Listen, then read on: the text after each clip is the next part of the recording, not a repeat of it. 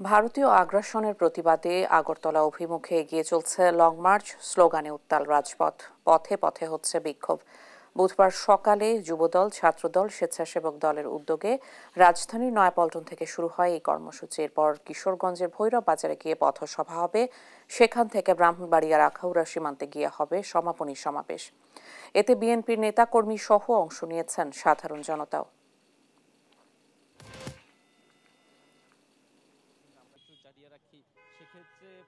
বাংলাদেশকে নিয়ে তারা যে এবং আওয়ামী যে দুঃশাসন যা করেছে আওয়ামী লীগ এবং এমপি মন্ত্রী যেগুলো ইন্ডিয়াতে যারা এই অপপ্রচারে সহযোগিতা করছে তাদের বিরুদ্ধে আমরা একটা কড়া হুঁশিয়ারি দিতে চাই। কোনো বিদেশি শক্তি বাংলাদেশের বিপক্ষে যদি কোনো চোখ রাঙানি দেয়, এটার বিপক্ষে যে সমগ্র বাংলাদেশ একত্র হয়ে এটা প্রতিরোধ করে, এটারই একটা প্রতীক চিহ্ন আজকে আমরা লং মার্চ থেকে মূলত বার্তা দিতে যাচ্ছি।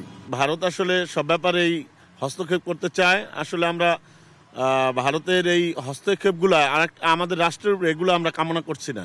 আমরা প্রতিবেশী কান্ট্রি হিসাবে আমরা সৌহার্দ্যপূর্ণ সম্পর্ক চাই, কিন্তু কারোর আধিপত্য, কারোর মোড়লগিরি আমরা চাই না। ভারতের সাথে কথা হবে চোখে চোখ রেখে, এবং ভারত যে আচরণ করবে আমরা সেই আচরণই ফেরত দেবো।